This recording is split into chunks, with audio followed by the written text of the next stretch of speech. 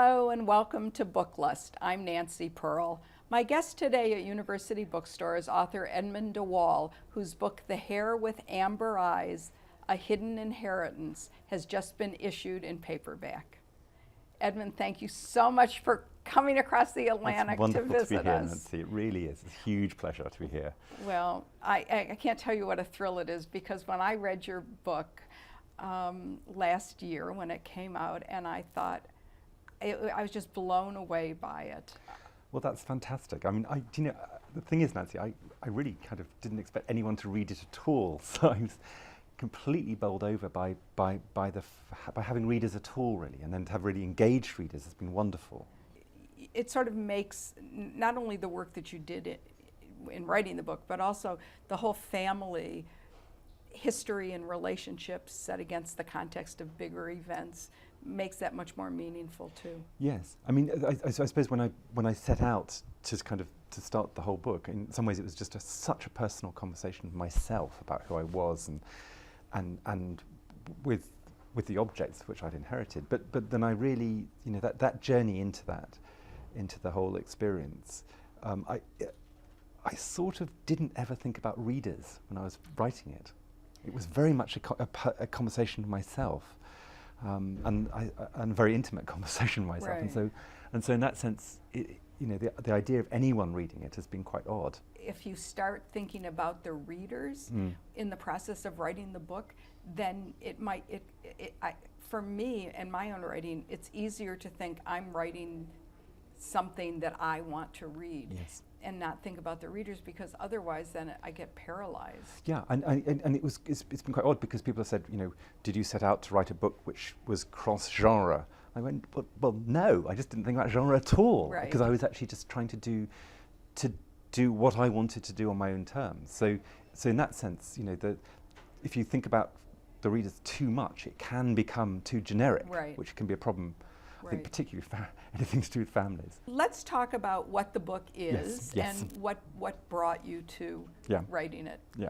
Okay. Well, I mean, the book begins really because I inherited an amazing collection. It was a collection of 264 of these little things, Japanese netsuke, which 18th and 19th century. Wood carving. Wood carvings. This is three little rats with amber eyes tumbling over each other. Lots of wonderful tails, and they're wonderful things. They're kind of like people and animals, and mythological creatures. Some are erotic, some are very funny, some are very intimate. They're very beautiful, three-dimensional carvings. They're for handling. They were used as toggles for my kimono, and I inherited this vast collection from a wonderful, very beloved great uncle Iggy, who's living in Tokyo. He was a elderly Jewish gentleman who'd been living in Tokyo since the war, who'd come from Vienna, and he left this collection to me. And in leaving me this collection, he was kind of leaving me a sort of challenge. This wonderful family collection, but he's also he left me with this conundrum, which was what was he giving me? He was giving me this collection, but he was also giving me the beginnings of a story. Mm-hmm. And so I thought, well, I have this collection. I've got my children growing up. I have to make sense of what this collection is. And I knew that it was very involved in my family's history. I knew my family were very well off, Jewish family who had lost everything, but that was all I knew. Mm-hmm. And so I decided to trace the history of these objects back sort of across 150 years to try and work out where they came from. And the place they held in your family's history as well. Yeah. I guess one of the things that really struck me about your book was not only the writing, which is just, it's so deceptively easy, that you spent a long time getting that exact correct tone, because that wouldn't come. Yeah. Well, it's voice, isn't it? I mean, it really is. You see, I mean, the thing is, Nancy, that I really decided that if I was going to write this book, it was going to be on my own terms, and so it was going to be absolutely about. Well, you use the word place, and that's the key word for the whole book. real places, and real people in real places. So, but then the absolute decision for me about in writing it, in terms of the voice of it, was not to tidy it all away, to kind of to tell the story with all its sort of dead ends and false conclusions and the silences I found along the way, and my exhilarations and my despairs of kind of, which were part of this journey into the family's story, which was full of extraordinary moments of exhilaration and terrible moments too. Yes. Another of the things that I found so special about this book was that it takes in all sorts of people and places and times and bits of history, and it talks about the Japanese the French rage for everything Japanese, and you know, that period, and then the years leading up to World War II, banking history. I mean, I couldn't imagine when I read this book that there would be really anyone who wouldn't enjoy it. Well, I mean, the period of time it covers, I mean, the collection was bought in Paris in the 1870s by this man who I absolutely grew to adore, this wonderful collector and friend of artists and writers, including Proust, of course, critically, yes, you know, and Renoir, so you know, so you know, that's a pretty significant chunk of cultural history, you know, and the temptation with that bit of Belle Epoque history, you know, Paris, the Impressionists, Renoir on the staircase, you know, Proust coming round late at night to look at your paint. It could be just cloyingly, appallingly, sort of hubristically, you know, precious. Yeah. It just could be awful beyond belief, and just like one big name drop. Yeah. So how do you write a story about someone, you know, who's a real person, and how they look at things, how they write about them, and, you know, and what it's like to be this rich young man, Jewish man, on the edges of society, who becomes part of society, and then is the cataclysm of the Dreyfus affair is suddenly revealed to be an outsider in the middle of this society. Right. You know, and so it's about, for me, it was absolutely about sort of inhabiting someone's life, in a real way, rather than just doing the kind of anti-new Manet. Yeah, right, right. Bit. I mean, when I was reading that book, I remember getting to the part where they talk about this ancestor of yours, the collector, the original collector, and you say that he was. You can see him in Renoir's luncheon of the boating party. And I mean, I just went, you know, immediately went to my computer and looked up an image of that and saw him. Yeah. And I think that immediacy, let alone the Proust connection, and just unbelievable. But there's no sense in the book of hubris or what a wonderful family I had. I mean, it's sort of not an ordinary family, but it's a family of a certain type and a certain class who really got caught up in events bigger than they were. Yes, and if you write the story of a Jewish family from 1870 to 1938, you know, you're writing a story which is a story on any social level is the same story, which is about where do you belong and how do you make sense of who you are in a turbulent time. And so the palaces and the gilding, the gilt ceilings and the kind of, you know, are absolutely part of the story. But the real story is something completely different. The real story is about identity. It's about who are you, you know, and how do you make sense of who you are in this adopted city, this place that you think you belong in, Paris or Vienna. And of course the Vienna story is is, of course, completely heartbreaking. And in a way, the Vienna part of the story and those relatives who stayed in Vienna is the story of the, through World War II and what happened. And it's not like a detective story to find out what happened to the Netsukes or anything like that, but it does, and because you make clear at the beginning you have them and you're holding them. In fact, two of them right now. But it is how they got to you, how they got through the war when it's just a magnificent story. The strange thing is for me, of course, is that they survive. They had they had their own life, this collection, intact through all this, and they have this. So they have this reality, they have this space around them.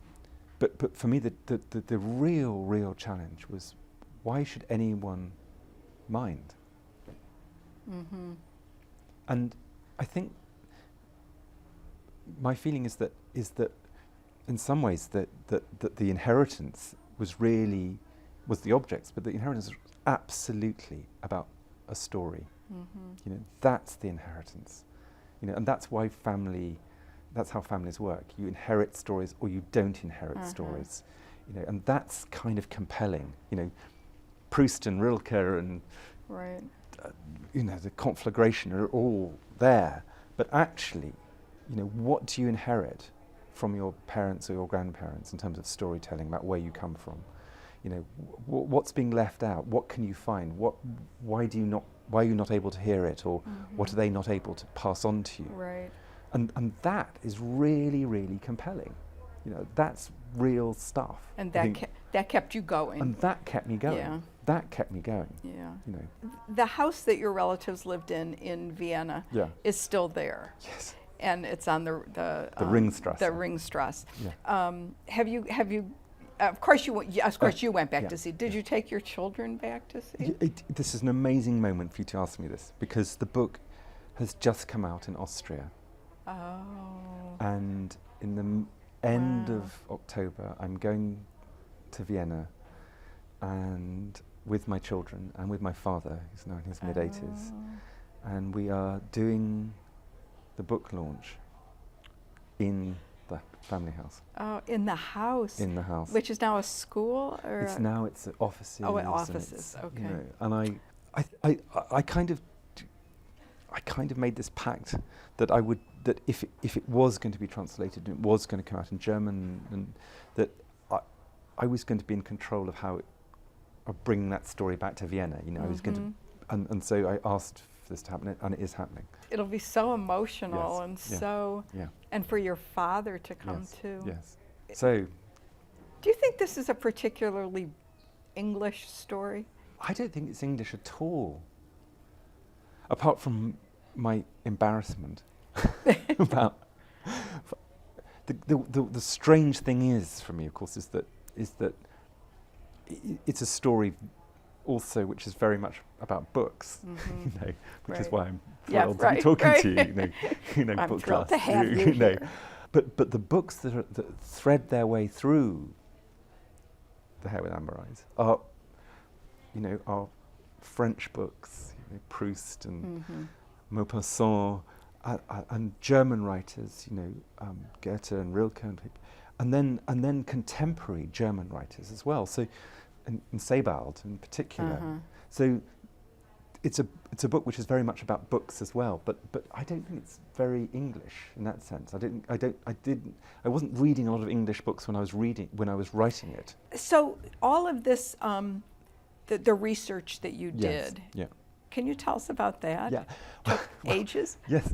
I mean, in my utter innocence, idiocy, I thought that I could sort of sit down and do a bit of research and write it in about 6 months. I can't believe, I just crack up thinking about that.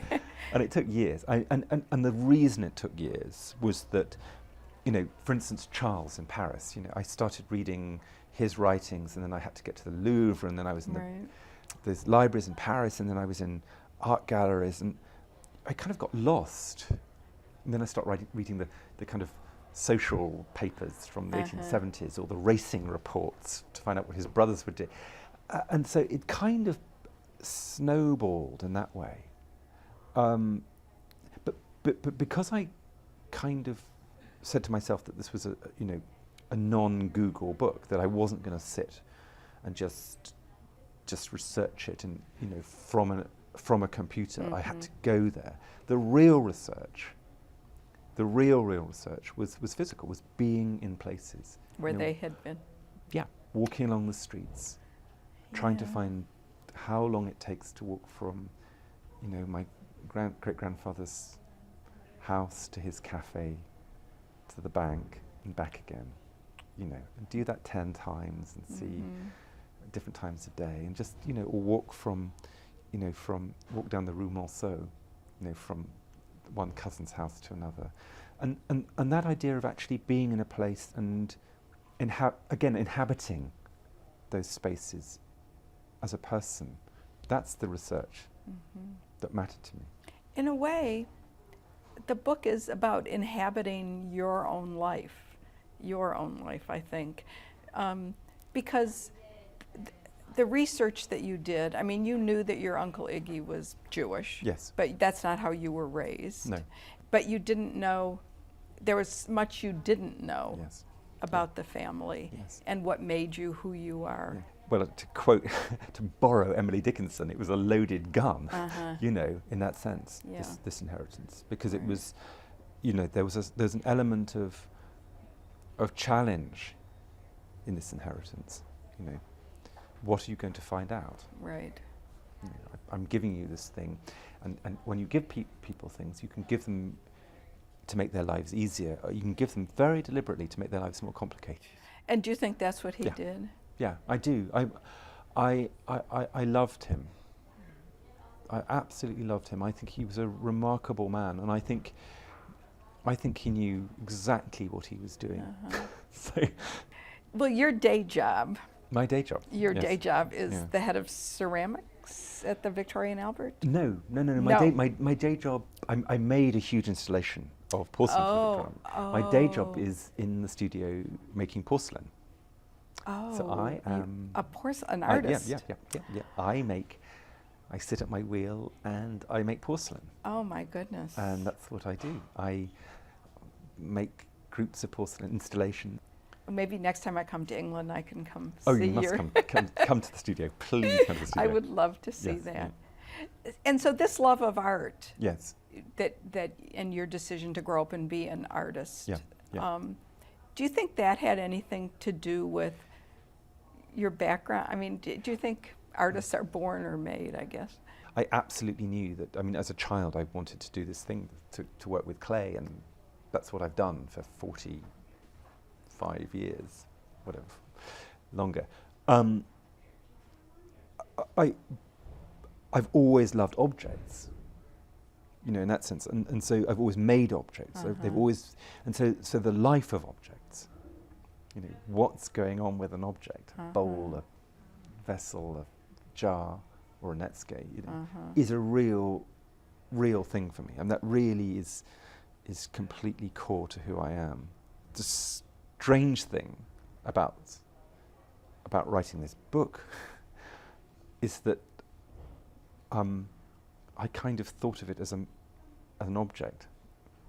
My journeys in the book and the shape of the book is a series of places and a series of walks and a series of chapters. That's one of the things that struck me when I first read it, that the Farrar Straus production of the book, at least from my perspective, was absolutely beautiful. It was a beautiful object as well as a beautiful book. So that must have made you happy. Hugely happy. Yeah. Yeah. I mean that's.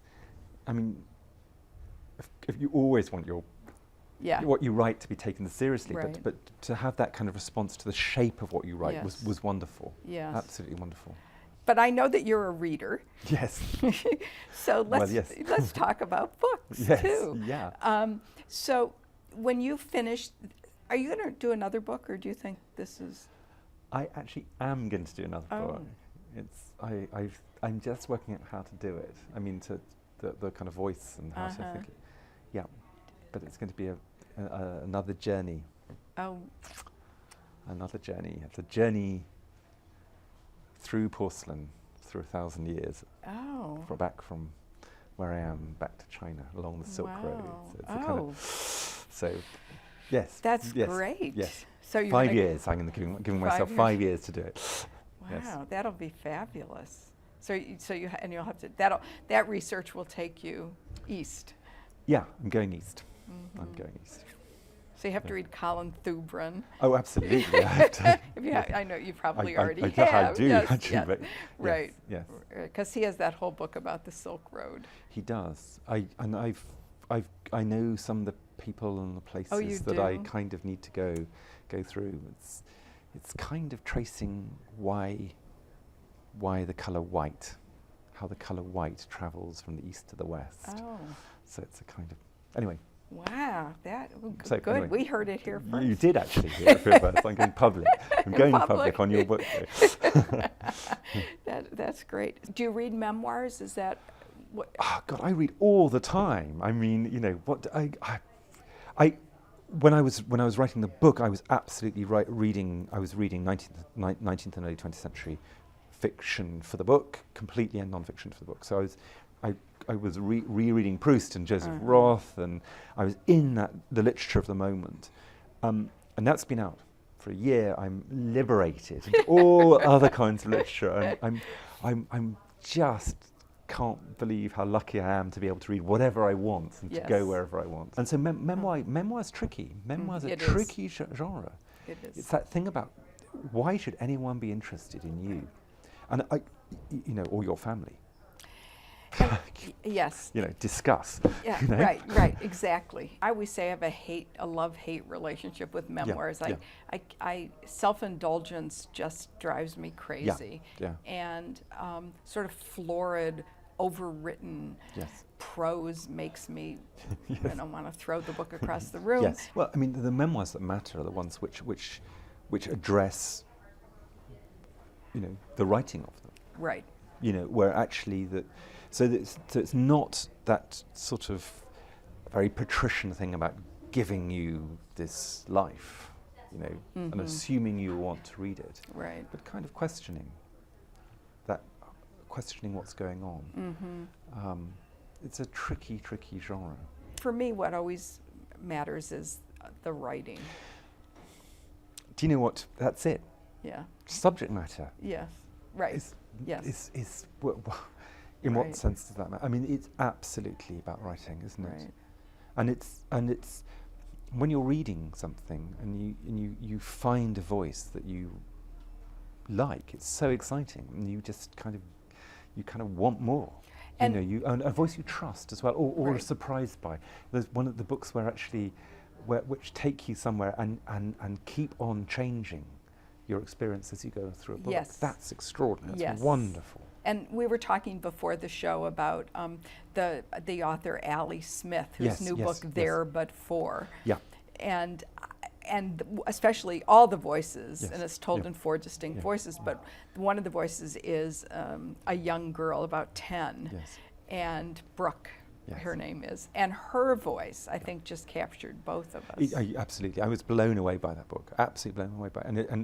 And how do you write the voice in the voice of child? I mean, it's so easy to use your word precious. I mean, the disastrous examples of that in fiction about writing within a child's experience.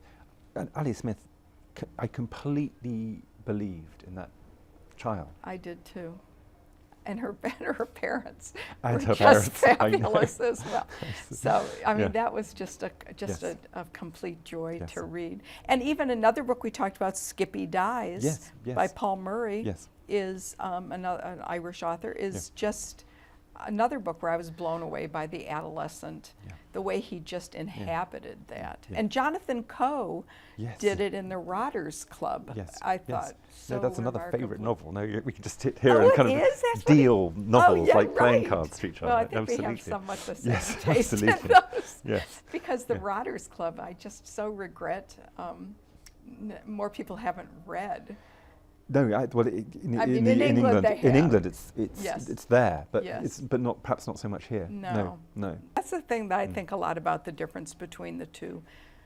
It would be interesting to me to see the bestseller. Yes. Well, I suspect the bestseller list would be pretty similar, but the kind of well-regarded, Guardian reviewed, serious fiction, and I think there's a huge parallel there actually, but I think it's in the non-fiction, which is utterly diverse, different. Really? I mean, yes. I mean, if you look at the American non-fiction lists and the UK ones, I think they're utterly different. Oh, that's interesting. Yes. Oh, I'll have to do that. So, what's the best book that you've read recently? Well, you've taken it away from me. I've taken it away, right. Goodness, well, I loved the last Peter Carey novel, which was fantastic. Absolutely. Of course, we claim him as an American now, since he's lived here for a decade or more. he's the world's. Yeah, right. Don't take him away. That was I thought that was fantastic.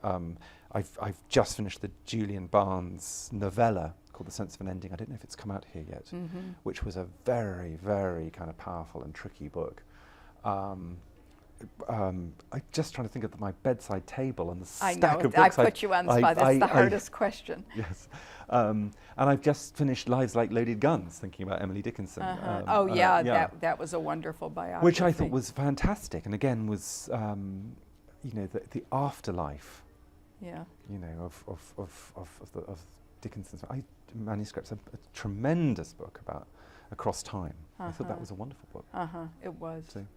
Well, Edmund, I have to say, after talking to you, I did not reread the book for the interview because it was so clear in my mind, still after a year. But our talking has made me now want to go home and reread the book because it's so wonderful. Nancy, I'm such a pleasure to meet you and to be here. And to talk books, absolutely wonderful. I'm so grateful. Oh, well, you're welcome. Very, very much. Thank you for bringing the Netscape to show us.